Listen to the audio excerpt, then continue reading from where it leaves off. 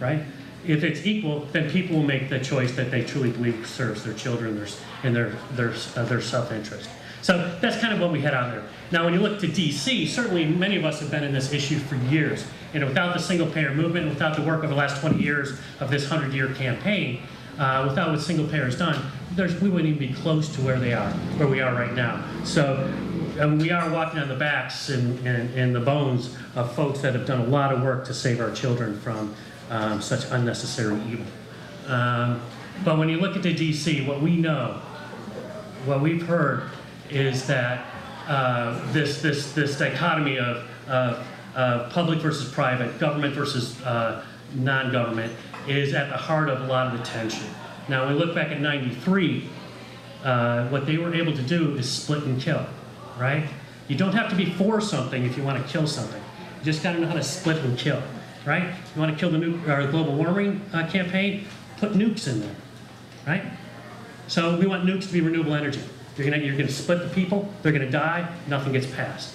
And that's what they're going to do here, is they're looking at ways to attack and split and destroy, so there's room for Harry and Louise. There's room for this other stuff to go on. So if we're fighting and they can see that there's a little amorphous understanding and we're not clearly explaining our issue in the neighborhoods, what they can simply do is say, see, this is going to be a back end to single payer, or see, this is something that's going to just make big government. You're going to have rationing, you're going to have government control, everybody's children's going to turn into Stalin, or whatever they're saying about us. They're going to keep pushing those, and that's enough to kill the bill, right? Even today in the Senate, we cannot win a public health insurance option. The House, we think we're going to get a good bill. The bill is going to be out by September 7th out of the House. So this game is already going.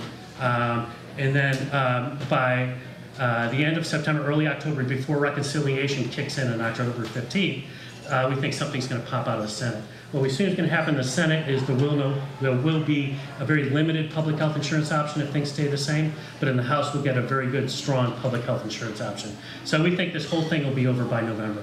And most political strategists think the same thing, that by the end of this year we'll have something, whether it's good, bad, or indifferent, which is terrifying to all of us, I'm sure. And the idea that our goal right now is to push something through the House with the strongest option possible, and then hold the senators accountable. We've got to get Burris to do something in the state. So we got to hold him accountable. So we got to begin to push folks. Are we at a minute or 10 seconds? Okay. So, and I know I've jumped all over the place. It's been a really long day, so don't hesitate to say what and ask me again. But what we're hearing is from Howard Dean, right? From our allies on the Hill, from whether Schakowsky to Kennedy to Baucus to whoever, that all these people are lining up, to Paul Krugman now, is all lining up saying the public health insurance option is a thing to do because that's what's winnable, and you can make that strong enough and leave it to the American people to determine where this thing goes. It's much easier to fix legislation when it's created than to create something new. And that's something important to remember, that this tension, this idea that we can hold out for something as grand and hopeful as we want, tends to run in counter to what's going on in DC. Certainly that's not me telling you you shouldn't fight. I think you guys should keep fighting like hell for what you want, Who knows what's going to happen in a month? Who knows what crisis will come up that'll create space for you guys to win? What I'm saying is, we're not the enemy. The insurance industry is the enemy.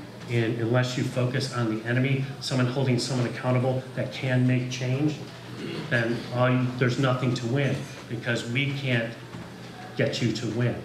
Only targeting actions in the reaction, right? So unless you hit the insurance industry and force them to react, that's the only place you can win. If you force us to react and we say something stupid, then you got two feel-good groups beating each other up. And I'll leave it with that, and obviously there's a lot we can get into in discussion. Thank you much, John. Thank you for opening up.